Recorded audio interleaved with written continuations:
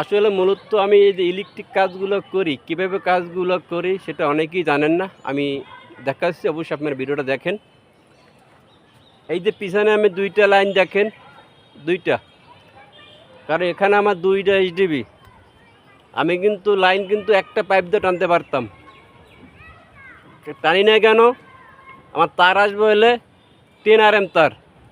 আমি যদি 4 গাছ তার আনি, 4 গাছের লাগে আরও 2 গাছ আর্থিং তার আছে, 6 গাছ।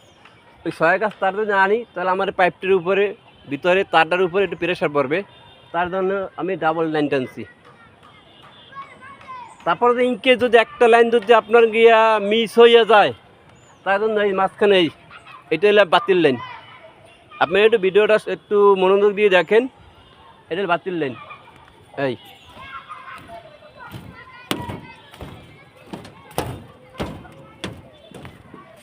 এই ওই এইচডিবি ওই। আর এইটা লাইন ধরাই দিছি কেন জানেন? যদি আপনার কি একটা লাইন যদি মিস হয়ে যায়, তা আর একটা দিয়ে ধরাই দেওয়া যাইবে।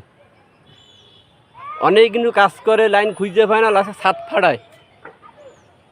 আমরা ছাদ না ফাটাইয়া, ছাদ না ভাঙ্গিয়া আমরা এই কাজগুলো করি। আমার সিস্টেমে আমি এই কাজগুলো করি।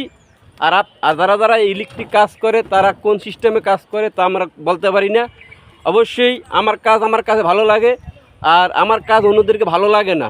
তো অবশ্যই আপনারা চিন্তা করবেন যে মালিকের জন্য একটু হয়, সাশ্রয় হয়।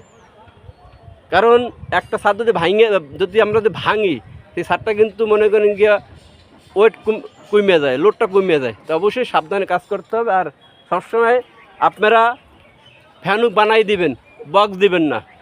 যেমন আমি বানাই দিছি এই 12 মিলি রড দিয়া, এই যে 12 মিলি রড দিয়ে আমি ফ্যানুক বানাই দিছি। কথা বুঝতে পারছেন? এই যে আমি যে কাজগুলো করি, আমাদের ফ্যানুক কিন্তু আমাদের রাজমিস্ত্রি ভাইরা বানায় না, আমরা নিজেরাই বানাই আমাদের মনের মতো। তাই অবশ্যই একটা কথা মাথায় রাখবেন যে আপনারা যারা ইলেকট্রিক প্লাম্বারে কাজ করেন, আপনারা সুন্দর একটা কাজ মালিকদের উপহার দেওয়ার চেষ্টা করবেন।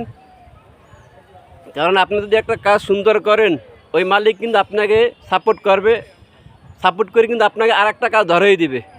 তো অবশ্যই আপনারা এভাবে সুন্দর সুন্দর কাজগুলো করবেন, মালিকদের সুন্দর সুন্দর কাজগুলো উপহার দেবেন। কারণ কি জানেন, মালিকেরা সুন্দর কাজ চায়। আমরা মাল চিনি, মালিকরা চিনি না। অবশ্যই মালিকদের বলতে হবে যে ওই মালটা ভালো, এই মালটা খারাপ। তো অবশ্যই একটা বিল্ডিং কোটি কোটি টাকা দিয়ে বিল্ডিংটা উঠায়, তাদের একটা নিজের একটা চয়েস আছে। সামান্য 500-1000 টাকা কম দিয়া একটা মাল খারাপ লাগাবে কোনো মালিকই চায় না। তো অবশ্যই ভালো মালের নাম বলবেন, অবশ্যই তারা চিনতে পারবে। দেখেন এই ছাদটা আগামীকালকে ঢালাই। অবশ্যই আমার কথা অনেকেই কষ্ট পেয়ে থাকেন, যারা ইলেকট্রিক প্লাম্বারের কাজ করেন। আর যারা মালিক, অবশ্যই আপনারা এইসব কথাগুলা মাথায় রাখবেন। কারণ একটা মিস্ত্রির উপরে মালিকের খরচ কম বেশি সব থাকে। তো অবশ্যই আমি মালিকদের বলি যে আপনারা যাদেরকে কাজ দিবেন, দক্ষ মিস্ত্রি ছাড়া কাজ কাউকে দিবেন না। আর বর্তমানে অনেক লোক বেরোইছে, কম টাকা নিয়ে কাজ করে, লাস্টে সেই কাজটা কিন্তু ফিনিশিং হয় না, নষ্ট করে ফেলায়।